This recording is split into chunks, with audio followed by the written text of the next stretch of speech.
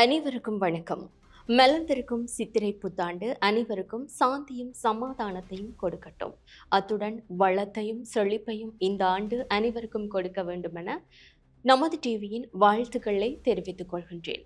நீங்கள் இணைந்திருப்பது நமது டிவியின் மதிய நேர பிரதான செய்திகளோடு இணைந்து கொள்ளும் நான் ஷலோமி நாகேந்திரன். விரிவான செய்திகளுக்குள் செல்ல முன்னர் முதலில் தலைப்புச் செய்திகள்.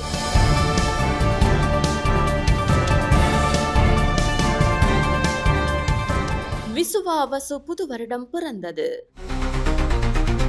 கலை கட்டியது புது வருடம். சித்திரை புத்தாண்டுக்கு ஜனாதிபதி மற்றும் பிரதமர் உள்ளிட்ட பிரமுகர்கள் வாழ்த்து. பயங்கரவாத தடை சட்டம் ஒழிக்கப்படும், பிரதமர் உறுதி.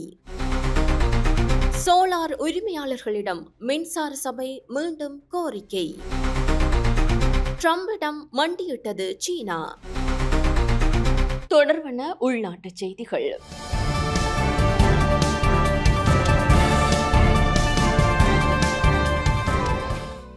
மங்களம் பொங்கும் புது வருடம். விசுவாவசு என்ற நாமத்துடன் இன்று அதிகாலை புது வருடம் பிறந்துள்ளது. உலகு வாழ் அனைத்து தமிழ் சிங்கள மக்களால் இன்று சித்திரை புத்தாண்டு கொண்டாடப்படுகின்றது. விசுவாவசு என்ற பெயரை கொண்டு சித்திரை புத்தாண்டு இன்று அதிகாலை மலர்ந்துள்ளது. சூரியன் மீன ராசியிலிருந்து மேஷ ராசிக்கு பிரவேசிக்கும் நாள் சித்திரை வருடமாக கொண்டாடப்படுகின்றது. புது வருடம் வாக்கிய பஞ்சாங்கத்தின்படி அதிகாலை 2:29 பிறந்தது. திருக்கணித பஞ்சாங்கத்தின்படி இன்று அதிகாலை 3:21 பிறந்தது. மருத்துவ நீர் வைப்பதற்கான புண்ணிய காலம் நேற்றிரவு 11:21 முதல் இன்று அதிகாலை 7:21 வரை உள்ளது. புத்தாண்டில் சிவப்பு நிறப்பட்டாடை அல்லது சிவப்பு கரை வைத்த வெள்ளை புது வஸ்திரம் அணிய வேண்டும். கை விஷேடம் பரிமாறுவதற்கு இன்று காலை 6:05 முதல் காலை 7:10 வரையும், காலை 9:05 முதல் இரவு 9:56 வரையும் சுப நேரமாக குறிப்பிடப்பட்டுள்ளது. இதேவேளை நாட்டின் பல பாகங்களிலும் உள்ள மக்கள் தமிழ் சிங்கள புத்தாண்டை பூஜை வழிபாடுகளுடன் வரவேற்றனர்.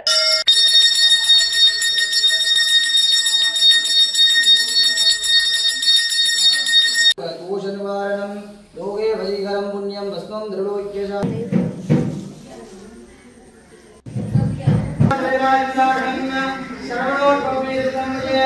ஓம்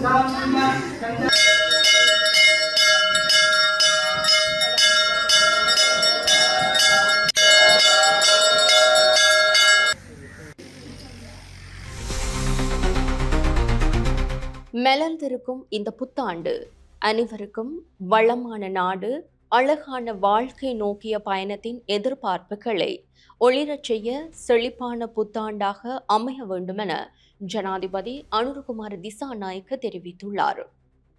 பௌதிக மற்றும் ஆன்மீக ரீதியாக புதிதாகும் எதிர்பார்ப்புகளை அடையாளப்படுத்தும் சிங்கள மற்றும் தமிழ் புத்தாண்டை நாடு என்ற வகையில் பல வெற்றிகளை அடைந்து கொண்டு சிறந்த மற்றும் புதியதொரு தேசத்தை உருவாக்கும் கனவிற்காக இடைவிடாமல் போராடும் இவ்வேளையில் நாம் கொண்டாடுகின்றோம் என ஜனாதிபதி அனுரகுமார திசாநாயக்க தெரிவித்துள்ளார். தமிழ் சிங்கள புத்தாண்டை முன்னிட்டு ஜனாதிபதி வெளியிட்டுள்ள வாழ்த்து செய்தியில் அவர் இதனை குறிப்பிட்டுள்ளார். வீழ்ச்சி அடைந்திருந்த நாட்டை கடந்த சில மாதங்களாக மீண்டும் கட்டி எழுப்பி பொருளாதார, சமூக, அரசியல் ரீதியாக புதிய நிலைக்கு உயர்த்தி வைத்துள்ளோம்.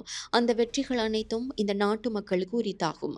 கடந்த ஜனாதிபதி தேர்தலிலும் பாராளுமன்ற தேர்தலிலும் மக்கள் எம்மீது வைத்த நம்பிக்கையே நாட்டில் மாற்றம் ஏற்படுவதற்கு வழிவகுத்தது என்பதை வலியுறுத்த வேண்டும்.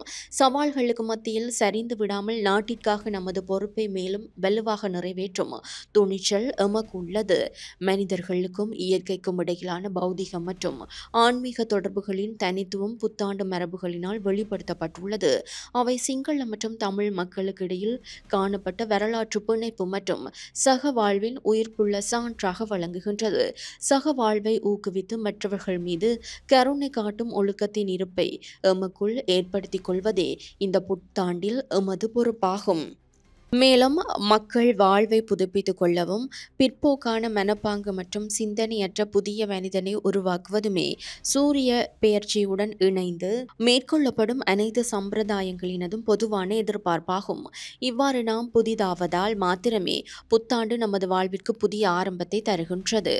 நாட்டிற்கு தேவையான புதிய பொருளாதார சமூக மற்றும் அரசியல் மாற்றத்தை ஏற்படுத்துவதற்கான தேசிய திட்டத்தை வெற்றி பெற செய்யும் நாட்டையும் மக்களையும் வெற்றி பெற செய்வதற்காகவும் இந்த புத்தாண்டில் அனைவரும் மேலும் வலிமையுடனும் ஒற்றுமையுடனும் ஒரே நோக்கத்திற்காக ஒன்றுபடுவோம் என அனைவருக்கும் நான் அழைப்பு விடுகின்றேன்.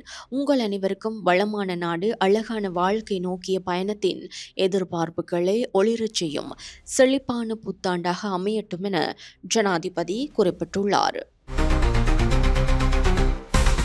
எதிர்வரும் ஆண்டில் வெற்றி மற்றும் முன்னேற்றத்தை அடைய அர்ப்பணிப்பு, நம்பிக்கை மற்றும் மீளாற்றலுடன் செயற்பட அனைவரும் உறுதி பூண வேண்டும் என பிரதமர் ஹரணி அமரசூரிய தெரிவித்துள்ளார். வளமான நாடு அழகான வாழ்க்கைக்காக நாம் ஒன்றிணைந்து செயற்பட்டு வரும் இவ்வேளையில் மலர்ந்திருக்கும் புத்தாண்டை புதிய எதிர்பார்ப்புடனும் புதிய தொலைநோக்குடனும் வரவேற்போம். ஒற்றுமை மற்றும் தாராள சிந்தனையுடன் புத்தாண்டை கொண்டாடும் இலங்கை தாய் நாட்டின் சிங்கள மற்றும் தமிழ் மக்களுக்கு எமது வாழ்த்துக்களை தெரிவித்துக் கொள்கின்றேன். எமது வாழ்வின் அனைத்து அம்சங்களையும் புதுப்பிக்க வேண்டிய தேவையுள்ள நேரத்தில் இந்த புத்தாண்டு மலர்ந்திருக்கின்றது. எமது கலாசாரம் மற்றும் பெருமானங்களில் வேரூன்றியிருக்கும் நேர்மறையான மாற்றத்தை அடைந்து கொள்வதற்கு இலக்குகளின் அடிப்படையில் நாம் ஒற்றுமையுடன் முன்னேற வேண்டும் என்பதை இந்த பாரம்பரிய பண்டிகை எமக்கு நினைவூட்டுகின்றது. அண்மைய வரலாற்றில் நாட்டில் ஏற்பட்ட பொருளாதார நெருக்கடி பலருக்கு புத்தாண்டு கொண்டாட்டம் பற்றி நினைத்தும் பார்க்க முடியாத அளவு கடினமாக இருந்ததை நாம் அறிவோம். இருப்பினும் ஊழல் மற்றும் மோசடி சக்கரத்தில் இருந்து விடுபடுவதற்கு மக்களின் துணிச்சலான முயற்சிகள் ஒரு புதிய ஆரம்பத்திற்கு வழிவகுத்துள்ளன. இது வடக்கு, தெற்கு, கிழக்கு மற்றும் மேற்கு என அனைத்து சமூகங்களிலும் சிறந்ததோர் எதிர்காலத்தை உருவாக்குவதற்காக ஜனநாயக கொள்கைகளின் கீழ் ஒன்றிணைந்துள்ள ஆண்டாகும். எதிர்வரும் மே மாதத்தில் அந்த மக்களின் எதிர்பார்ப்புகள் மீண்டும் கைகூடும் என்பதில் சந்தேகமில்லை. எதிர்வரும் ஆண்டில் வெற்றி மற்றும் முன்னேற்றத்தை அடைய அர்ப்பணிப்பு, நம்பிக்கை மற்றும் மீளாற்றலுடன் செயற்பட நாம் அனைவரும் உறுதி பூணுவோம். மலர்ந்திருக்கும் இந்த சிங்கள தமிழ் புத்தாண்டில் இலங்கை தேசத்திற்கு புதியதோர் மாற்றமும் வளமான எதிர்காலமும் அமைய புத்தாண்டை கொண்டாடும் அனைத்து இலங்கையர்களுக்கும் வலிமையும் ஐக்கியமும் புத்தெழுச்சியும் கிடைக்க எனது பிரார்த்தனைகள். உங்கள் அனைவருக்கும் இனிய புத்தாண்டு வாழ்த்துக்கள் என பிரதமர் தனது புத்தாண்டு வாழ்த்துச் செய்தியில் குறிப்பிட்டுள்ளார்.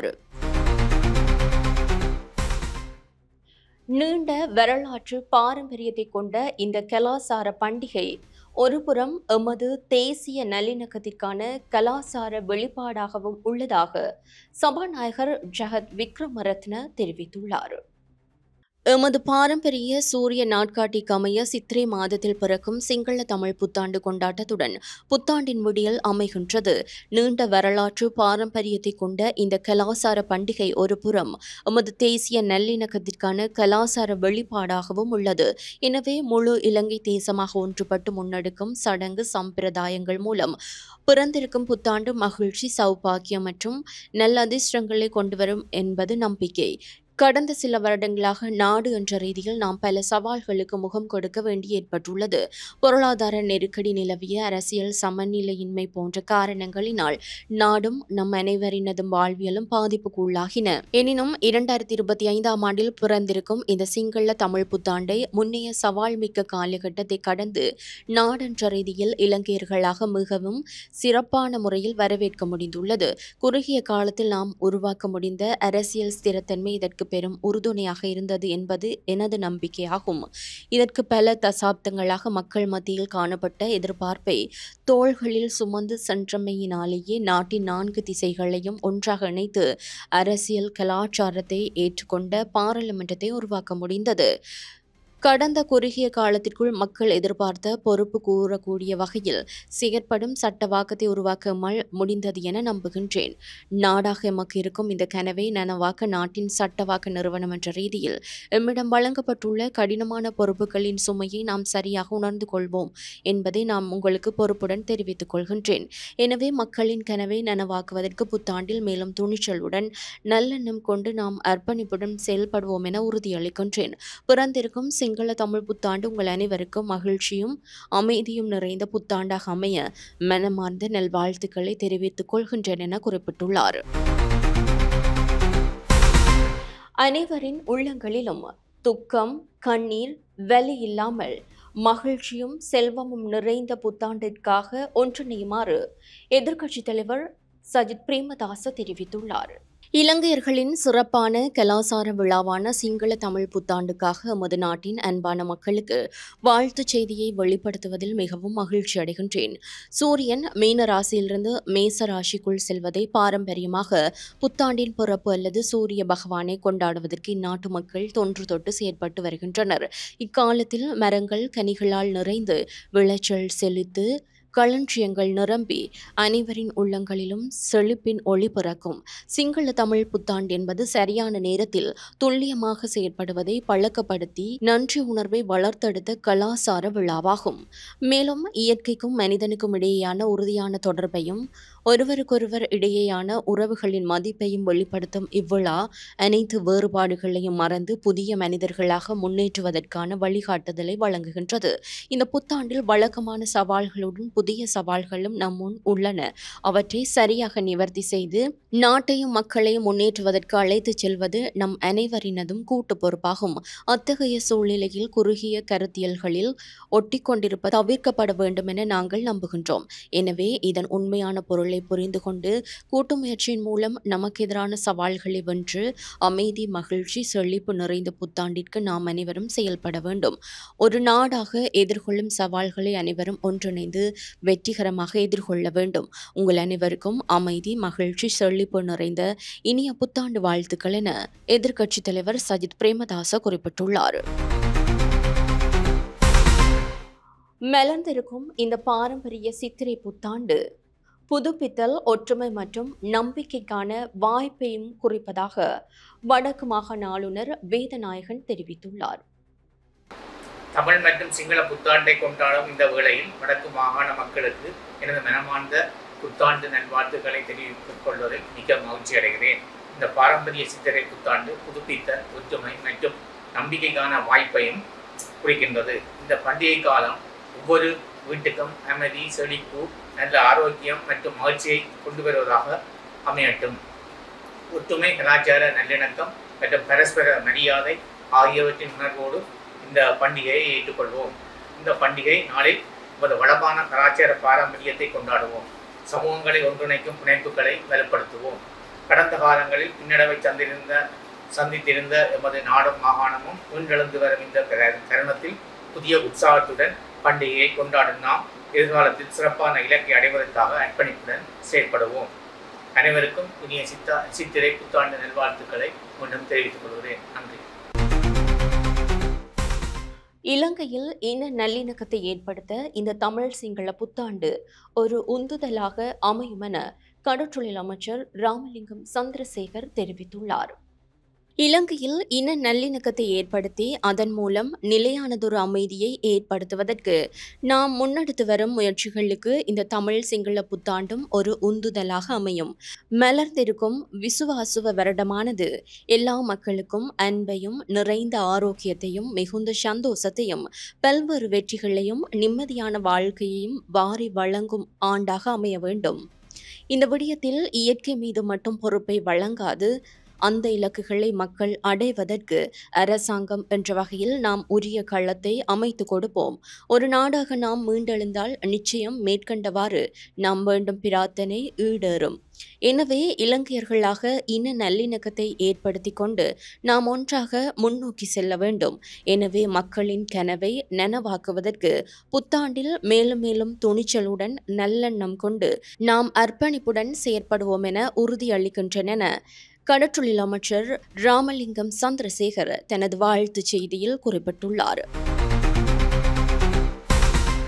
பயங்கரவாத தடை சட்டம் எதிர்காலத்தில் ஒழிக்கப்படும் என பிரதமர் ஹரணி அமரசூரிய உறுதியளித்துள்ளார்.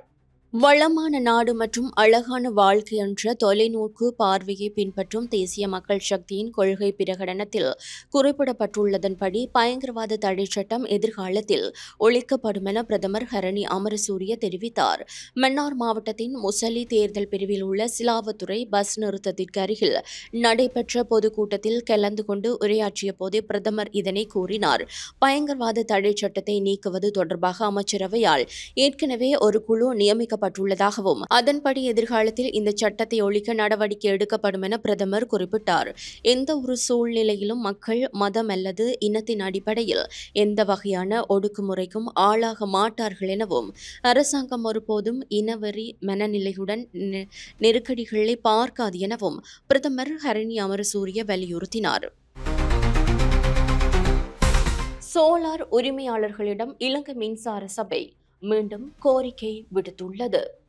கூரை மீது பொருத்தப்பட்டுள்ள சூரிய மின்சக்தி அமைப்புகளை தற்காலிகமாக நிறுத்துமாறு இலங்கை மின்சார சபை சூரிய மின்சக்தி அமைப்பு உரிமையாளர்களிடம் நேற்று மீண்டும் கோரிக்கை விடுத்துள்ளது. அறிக்கை ஒன்றை வெளியிட்டு மின்சார சபை இதனை தெரிவித்துள்ளது. சூரிய மின்சக்தி உரிமையாளர்கள் 2025 ஏப்ரல் 21 ஒவ்வொரு நாளும் காலை 9 மணி முதல் மாலை 3 மணி வரை தங்கள் அமைப்புகளை தாமாக முன்வந்து அணைக்குமாறு கேட்டுக் கொள்ளப்படுகின்றனர். இது தொடர்பாக சூரிய மின்சக்தி உரிமையாளர்களுக்கு குறுஞ்செய்தி மூலம் நினைவூட்டல் செய்யப்படும் எனவும் தெரிவிக்கப்பட்டுள்ளது.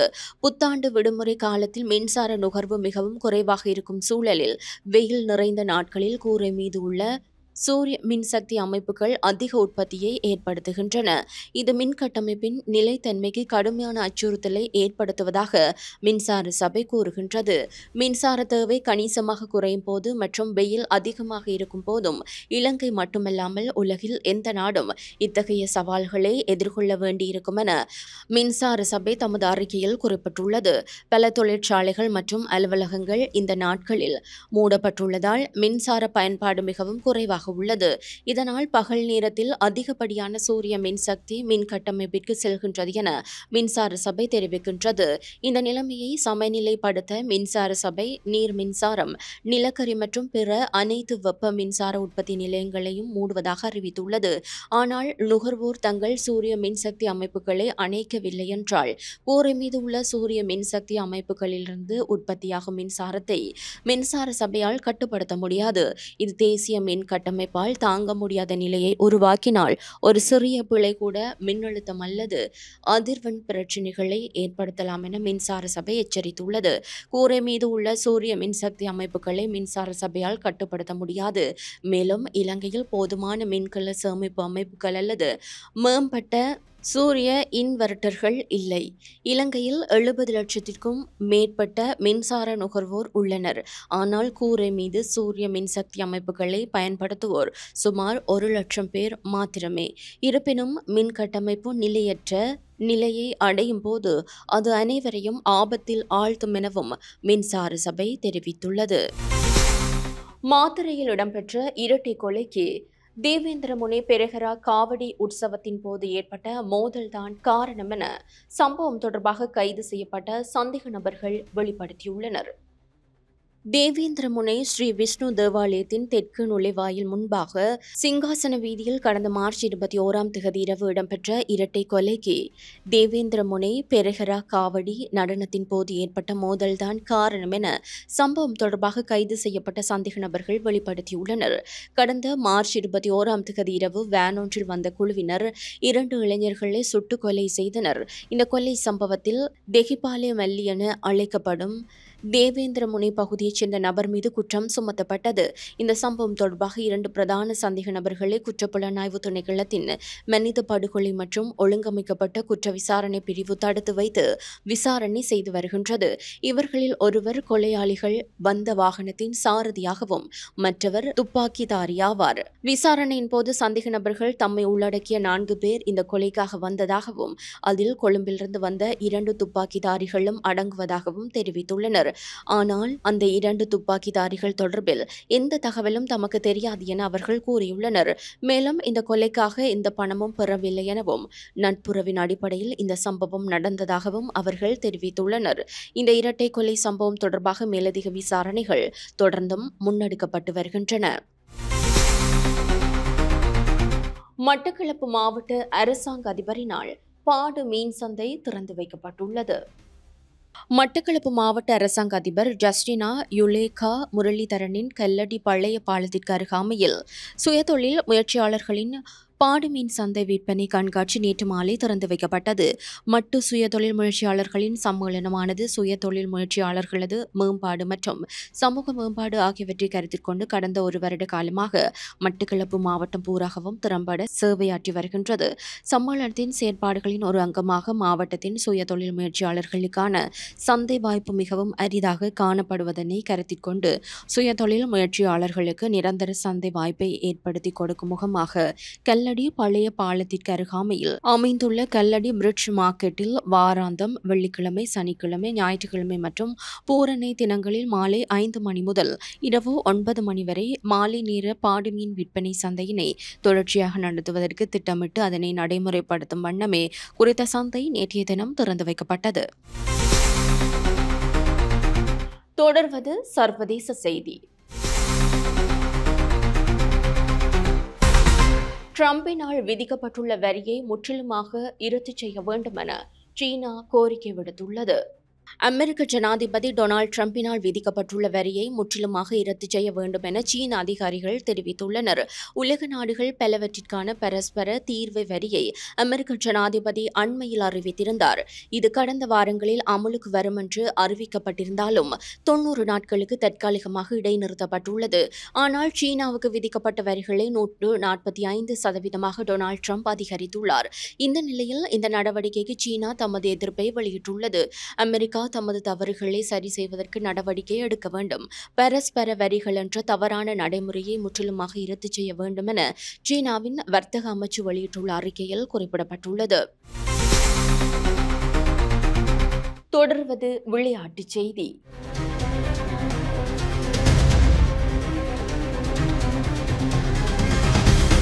இந்தியன் பிரீமியர் லீக் கிரிக்கெட் தொடரில் டெல்லி கேபிட்டல்ஸ் அணிக்கு எதிரான போட்டியில் மும்பை இந்தியன்ஸ் அணி 12 ஓட்டங்களால் வெற்றி பெற்றுள்ளது. போட்டியின் நாணய சுழற்சியில் வெற்றி பெற்ற டெல்லி கேபிட்டல்ஸ் அணி முதலில் கள்ளத்தடுப்பில் ஈடுபட தீர்மானித்தது. இதன்படி முதலில் துடுப்படுத்தாடிய மும்பை இந்தியன்ஸ் அணி நிர்ணயிக்கப்பட்ட 20 ஓவர்களில் 5 விக்கெட்டுகளை இழந்து 205 ஓட்டங்களை பெற்றது. 206 எனும் வெற்றி இலக்கை நோக்கி பதிலளித்து ஆடிய டெல்லி கேபிட்டல்ஸ் அணி சகல விக்கெட்டுகளையும் இழந்து 193 ஓட்டங்களை மாத்திரம் பெற்று தோல்வியை தழுவியது. மும்பை இந்தியன்ஸ் அணியின் கரண் சர்மா போட்டியின் ஆட்ட நாயகனாக தெரிவு செய்யப்பட்டார். மும்பை அணி முதலில் துடுப்படுத்த ஆடி 200 ஓட்டங்களுக்கு மேல் குவித்த 15 போட்டிகளிலும் வெற்றி பெற்றுள்ளமை குறிப்பிடத்தக்கது. மலர்ந்திருக்கும் இந்த சித்திரை புத்தாண்டு அனைவருக்கும் சாந்தியையும் சமாதானத்தையும் கொடுக்க வேண்டும் என நமது டிவி சார்பாக பிரார்த்தித்துக் கொள்கின்றோம். இத்துடன் நமது டிவியின் மதிய நேர பிரதான செய்திகள் நிறைவு பெறுகின்றன. எமது அடுத்த பிரதான செய்திகளை இன்றிரவு எதிர்பாருங்கள். மேலதிக செய்திகளை அறிந்து கொள்ள நமது LK.com எனும் எமது இணையதளத்திற்குள் பிரவேசியுங்கள். வணக்கம்.